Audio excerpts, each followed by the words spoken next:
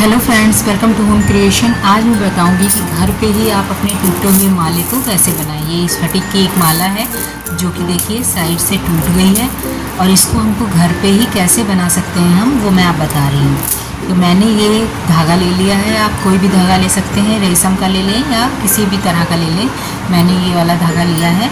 अब मैंने क्या किया है, इस धागे को मैंने आपको जितनी लंबाई रखनी है थोड़ा एक्स्ट्रा लेके ही चलिए, बाद में उसको हम कम ज़्यादा कर देंगे।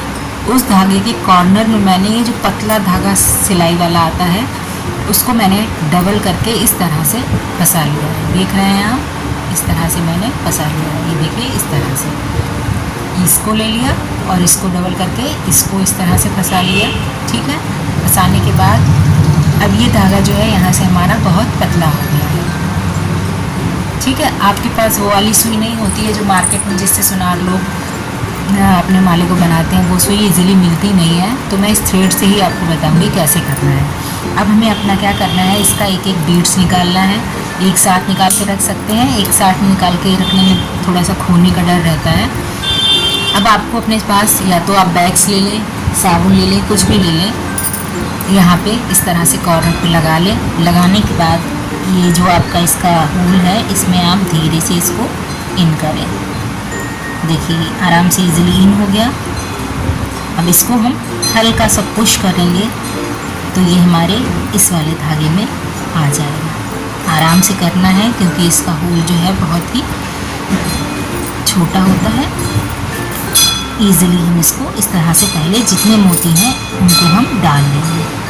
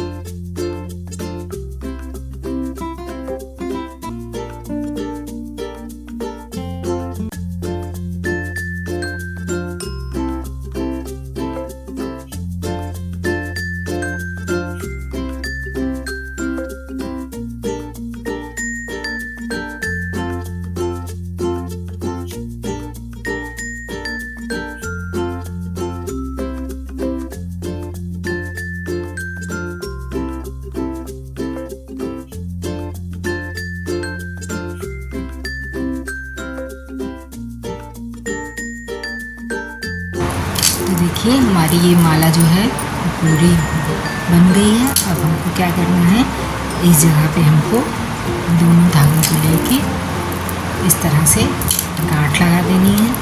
और आप चाहें तो ये वाला जो धागा बचा है इसी को आप थोड़ा सा फिंगर पे इस तरह से ऐसे लपेटेंगे और दो तीन बार लपेटने के बाद आप इसको यहाँ पे इस धागे से इस तरह से बांध देंगे। ये चीज़ आप जितनी चौड़ी रखना चाहे रख लें और यहाँ पे इसे कट कर देंगे तो ये आपका इस तरह से तैयार हो जाएगा। देखिए यहाँ से आप इसको टाइट कर देंगे। ये चीज़ पहले यहाँ पे अच्छे से गांठ लगा देनी है आपकी। इस जगह को पहले अच्छे से गांठ इस तरह से घुमा के लगा देनी है और उसके बाद आपको ये फिंगर वाला काम करना है। इस तरह से यहाँ पे जितना टाइट आप कर सकते हैं उतना टाइट करने के बाद यहाँ पे थ्रेड से इसको ये वाला जो पोर्शन है इसे हम कस के इस तरह से बांध देंगे। चाहें तो आप पूरी कोई ये पोर्शन ना बनाएं, डायरेक्ट भी बांध सकते हैं। अगर आप ये बनाना चाह रहे हैं तो इस तरह से बना के यहाँ पे गांठ लगा दें और तब आपका ये माला पूरा बन के तैयार हो गया है। वीडियो आपको कैसी लगी? Thanks for watching. Please like share and subscribe. मिलते हैं अपनी नई वीडियो के साथ। तब तक के लिए बाय बाय।